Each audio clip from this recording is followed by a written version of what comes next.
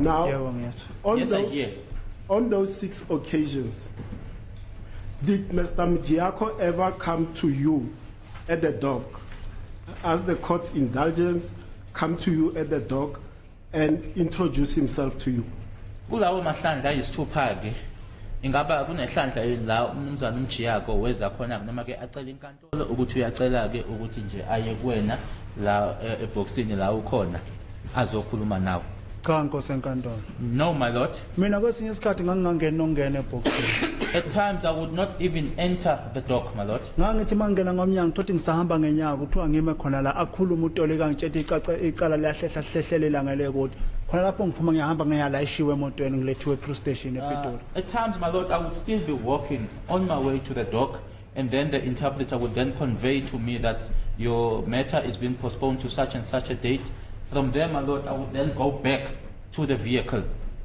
And on the 6 occasions, did Mjiako ever come to you to say, my name is Mr. Mjiako, and I am sent by your sister to come and represent you in this matter? Kula Is that mahlandla okay? ayisithupha noma ke awu6 khona yini ihlandla la aza kuwena khona umnumzana uMjiyako wathi ngiwuMjiyako mina ngithunywe usisi wakho ukuthi ngizokumela la enkantolo?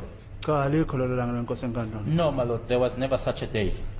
At any of the appearances at the Thabane Magistrates Court, did the magistrate ever turn to you and ask you to confirm whether or not Mr. Mjiako was your appointed attorney? Likhona yini ilanga noma ihlandla la khona ke imantshi uqobo yaqonda kuwena ke ikhuluma nawe ikubuza ukuthi ngabe uyaqinisekisa yini ukuthi lo mlisa lona ke uMjiyako ummeli wakho? Ubuzwa imantshi no. Ngoba mina ngize ngenza umzekelo ngecourt yona le ngathi ungenile lapha ecourt ngela yangibuza icourt ukuthi ngiyakuvuma ngathi na yebo ngiyavuma ngase ngibuthi kwenza kanjani into ehlabani ngingabuziwe ukuthi lo mmeli ngiyamazi.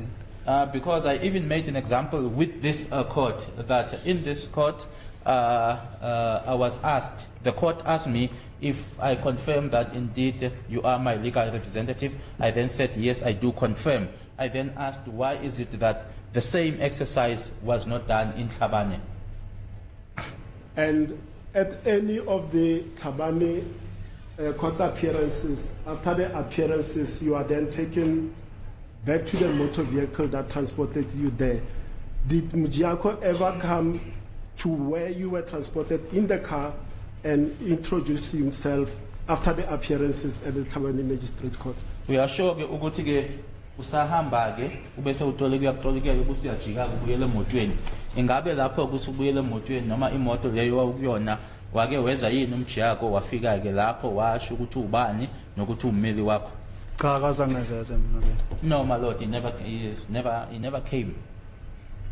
Let's move to a different aspect, Mr. Ntanzi, which is the alleged consultation of you by Mjiako on the 23rd of June 2020. Asize kolunye ke udaba manje udaba ke lokuxoxisana noma ukukhulumisana ke naye uMjiyako phecelezi ke uconsultor nge-23 zika June 2020. On the 23rd of June 2020, were you ever visited by an attorney at the holding cells at Muat SAPS?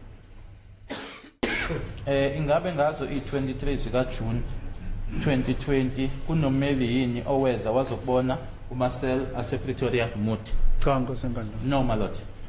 Perhaps I should just put it into context so that I'm not misconstrued, because apparently Mr. Mjiako, I'm not sure at the time he was an advocate or an attorney, so let me rephrase the question. Were you ever visited by a legal practitioner on the 23rd of June 2020 whilst you were in custody at Muat SAPS? Angisho kanjena ke ngoba ngazi noma waye advocate yini ngaleso sikhathi noma cha, kodwa ingabe ngaleso sikhathi leso 23 June 2020 kuma cells noma ku police station yasePretoria Muti kunomeli yini oweza ezokubona?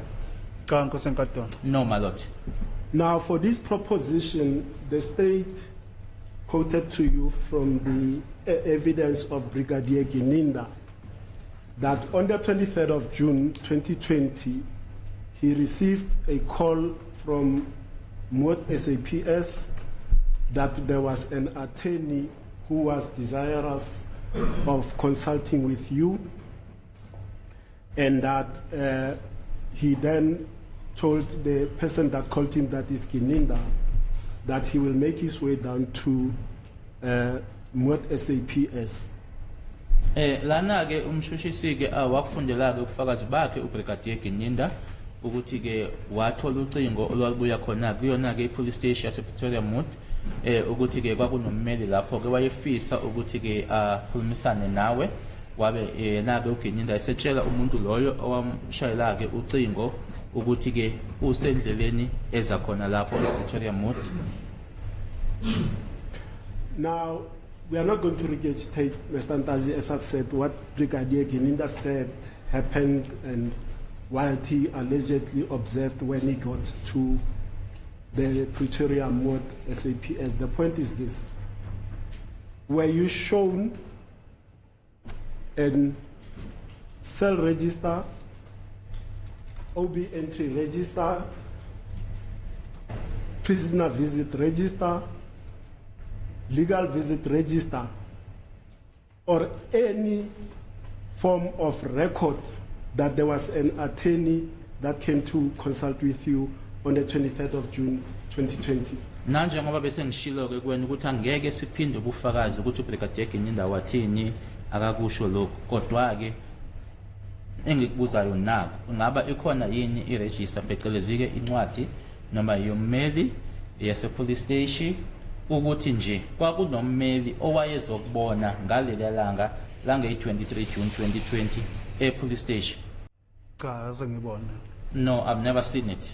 Has the state shown you any cell phone record of Brigadier Gininda that indeed he received a call from Moot SAPS, an SAPS car log of Brigadier Gininda to show you that he indeed appeared upon Moot SAPS on the 23rd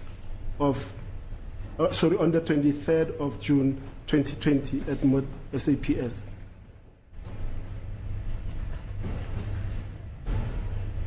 The first one was the call, no? The first one for in regard of Brigadier Gininda. The call. It was an extract from his diary, the logbook for the car. Okay. Okokuqala ingabe umshushisi khona yini akukhombisa kona okuyinkomba ukuthi ngempela uBrigadier Gininda wathola ucingo olabuya ePretoria Moot ukuthi ke aye khona? Okwesibili kukhona yini akukhombisa khona mhlasimbe incwadi ke yemoto ukuthi ngempela wahamba lapho kubhaliwe lapho kuleyo ncwadi leyo ukuthi wayehamba ngemoto noma yakhe noma imoto yesiphoyisa ngempela wayofika ePretoria Moot? Kukhona yini owakuboniswa okukanjalo? Cha, kusenkantolo yakho. No, there's nothing, my lord.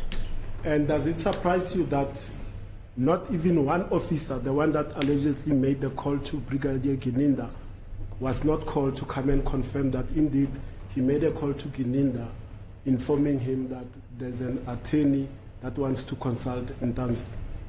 Ingabe kuyinto ekumangazayo yini ukuthi ke alikho nelodwa iphoyisa noma ke lona lelo ekuyilona elashayela uBrigadier Gininda ucingo elabizwa ukuthi lize la enkantolo lizoqinisekisa ukuthi impela kwakuyimina owafonela uBrigadier Gininda ukuthi kwakunommeli owayekhona ePretoria Moot ezokhulumisana nesiboshwa uNtanzi? Kuyangimangaza wavela engakhulumi lona iqiniso, ayengatsheni court iqiniso. It is a surprise, my lord, or it's something that does amaze me because it indicates that indeed the court was not being told the truth. Ngoba ngisho encwadini lezi zase police station lezi bengihamba khona kubhala iphone number kaMkhana ayibhala ngonumber kaGininda. Even with regards to the cell books, my lord, the occurrence book as well as the other books, the cell registered, my lord, the number that is written there, it's Mokhane's number and not Brigadier Gininda's number.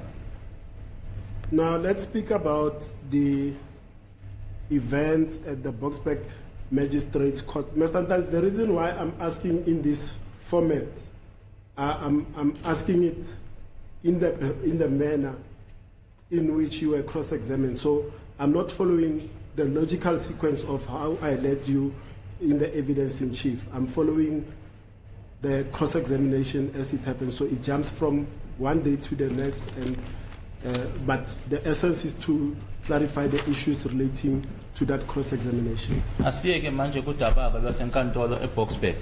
Isizathu ke mnumzana uNtanzi. Welcome to the fire where the stakes ignite, where the questions burn hotter than the night. No escape once you're locked in the heat. This is your trial on the hot seat.